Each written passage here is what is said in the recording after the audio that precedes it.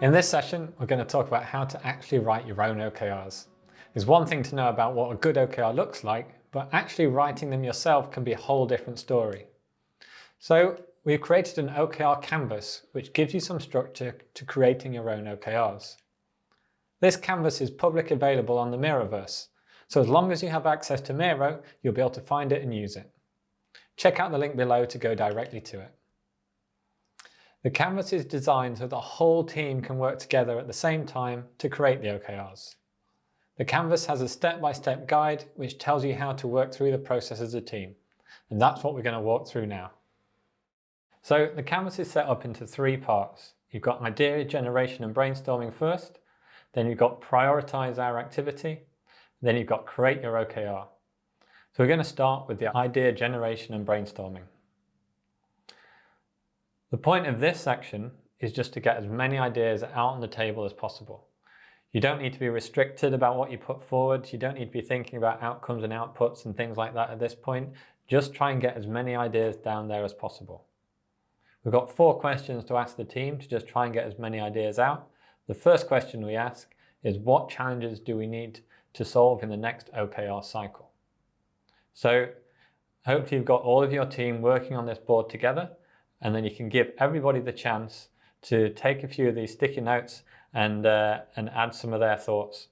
So give your team about 5 minutes, work independently, quietly, to put their own ideas into this box, and then come back in 5 minutes to discuss them.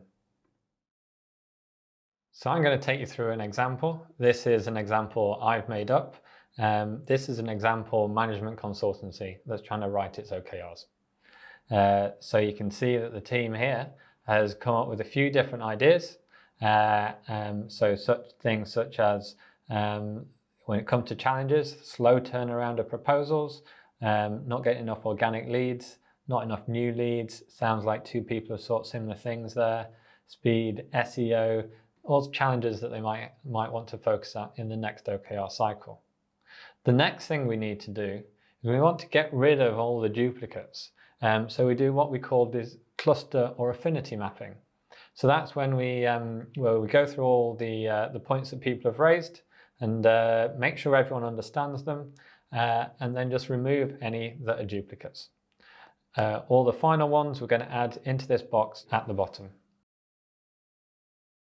So you can now see that this team clearly thought there was a lot of overlap, and so when they've discussed it, there were only 3 different points that they thought were relevant: proposal turnaround time, lack of product knowledge, and an increase in the number of leads. So now the team has answered the first question. We've actually got 3 other questions that we're going to ask. The point of all these questions is to try and allow the team to think from different angles about what we might need to accomplish in the next quarter or OKR cycle. So repeat the same process for these 3 questions. Articulate your aspirations for the coming period. Now that one sounds a bit like the first question about what the challenges. What we're trying to do here is just change the frame to a more positive thing. What are your hopes? What are your dreams? What are the things that you'd really like to achieve in the coming period? What can we do to contribute to the company strategy? So if you've got a higher level set of OKRs that your leadership or department leads have created, we need to be really thinking about those. What can we do to contribute to those OKRs? And finally, do you have any key stakeholder wins or considerations? What I mean by this is like whether they are other teams or senior stakeholders, what are they expecting from you in the next OKR cycle? Let's make sure we get all of those out on the table as well. So the team took 5 minutes to talk about their aspirations, and as we did with the first question, they came back together, discussed that, and they did the affinity mapping. And once again, grouped it into just one single item here. They did that for the other 2 questions. You can see they've got answers for what we're going to do to contribute to the company strategy and our stakeholder wins and considerations. So what we've got there at the end of the brainstorming exercise are 1, 2, 3, 4, 5, 6 different items of things that we might want to focus on in the next OKR cycle. So now we can move on to the next activity. So what we're looking at here is prioritizing all the items that we got in the last section.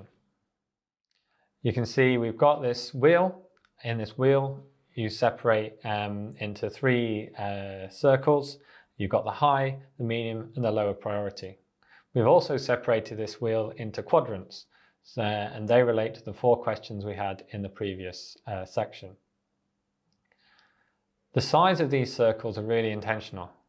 What we're doing is forcing you to only put as many items as fit in each circle in these spaces. So for example, in this quadrant, we can only put 1 item in high.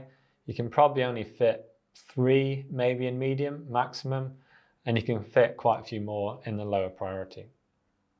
So go around this wheel 1 quadrant at a time, moving the items over from the previous exercise and deciding as a group which one is the highest priority for each quadrant.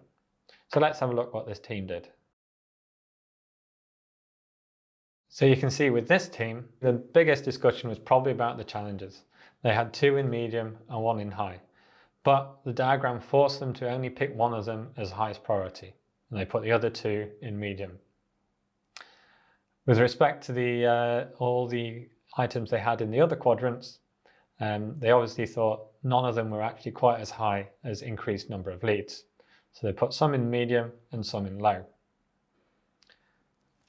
When you come to your team, you'll probably have many more items than this team had. But this is really a really effective way of creating a visual representation of what your team might want to work on and what you think is highest priority. As you can see, increased number of leads comes out as top for this team. So that's what we're going to focus on when it comes to creating our first OKR. So now we can move across to section 3. Here in the first box, we're going to paste the priority item from the previous diagram. So here we are, increase the number of leads. That's the first item that we're going to try and create some OKRs about. Now, the first part of this exercise is to think about the outcomes that we want to drive. Now, as I said at the beginning, when we were brainstorming, we weren't necessarily just delineating between whether it was an outcome or an output and so on. But we know that our OKRs need to be focused on outcomes. This is the time where we focus on that. So given this priority item, what we need to ask the team now is what are the outcomes that we expect to drive with this priority item? What are the changes that we expect to see for the customer? What is the value we expect to drive for the business? So once again, we ask the team, take a few minutes, work separately, think of the different outcomes that we want to drive, and then we'll put them in this box. So you can see that this team had lots of different ideas. We've got 8 different ideas for outcomes that we want to drive. So this is great. We don't need at this point to be narrowing them down any further than that. It's just good to get as many thoughts out for different outcomes that we're trying to drive. The next question is how might we measure those outcomes? So we know that when we're writing key results, we need to find things that are really measurable. And so this is the section that's going to help us think about that. Ask the team to look at the outcomes that we came up with in the previous question and think, how could we measure whether we are achieving those outcomes? What are the metrics that we can actually measure? So ask the team to think of as many metrics as possible. Once again, take a few minutes, think separately, put your answers in this box, and then come back to discuss together. So you can see that this team has come up with 4 different ideas of metrics that it could track. So now it's time to actually start drafting your first OKR, and more specifically, your first objective. With regard to the structure of an objective, we've already laid out the structure as according to the OKR method here. So we start with a verb, we then say what you're going to do in order to create some sort of business value or higher purpose. We find it really useful to separate these parts out and get people to add different ideas for how you might fill out these different components. So once again, you can ask for ideas from the team about what should be our verbs, what should be the things we're going to do, and what should be the business value or higher purpose. We take into account all the outcomes that we're trying to drive We're having a discussion about what's the most important thing we're trying to change, and we're putting those ideas down here. So let's see what this team came up with. So we can see that this team came up with a few different verbs, things like increase, maximize, optimize, all sort of positive things. In terms of what they're going to do, they had ideas about the number of leads, our online presence, our lead generation process. And in terms of the business value that's going to create, suggestions like increase revenue, drive interest in our products, or drive sales through the roof. So the team can have a bit of discussion about, okay, how are we going to actually turn this into an objective? Remember, we want our objective to be inspirational and motivational, and of course we want it to be qualitative. So after that discussion, you can type in your actual objective here. So this team has gone for optimize our lead generation process in order to drive sales through the roof. It's quite simple and succinct objective, and it's really clear what the business value, and hopefully that creates some motivation to actually go and achieve this objective. But now we want to write some key results that are going to characterize this outcome that we're trying to drive. So we're going to use those metrics that we came up with earlier as a basis for these key results. I'm suspecting that given this team came up with 4 metrics, they might be the 4 key results. Let's have a look. Here are the key results. They want to increase the website sessions per day, increase the number of consultations booked per month, increase the sales revenue in the quarter, and increase the backlinks to our landing pages. Now you can see that this team's obviously had some good discussion about how to actually measure these metrics. They've added things about website sessions per day or number of consultations booked per month. When they first did the exercise, it just said number of consultations, for example. So they've gone and thought, okay, what is the thing that we can actually measure right now that we can actually change? What this team has then gone and done is they've managed to get the data for where they are right now for each of these metrics. Sometimes you won't be able to actually do this during the session, but this is why, as we've already previously explained, that you need to spread your OKR drafting sessions out over a couple of weeks. We recommend that you have 4 sessions, 2 hours each, with a gap in between. This allows you to go away and collect the necessary data to finish your key results. This team's managed to go away and do that. They've been able to understand where they are now, and as a result, they can discuss as a group where they want to get to by the end of the OKR cycle. The outcome of this for this team is they've got 4 key results, and all of which are very measurable.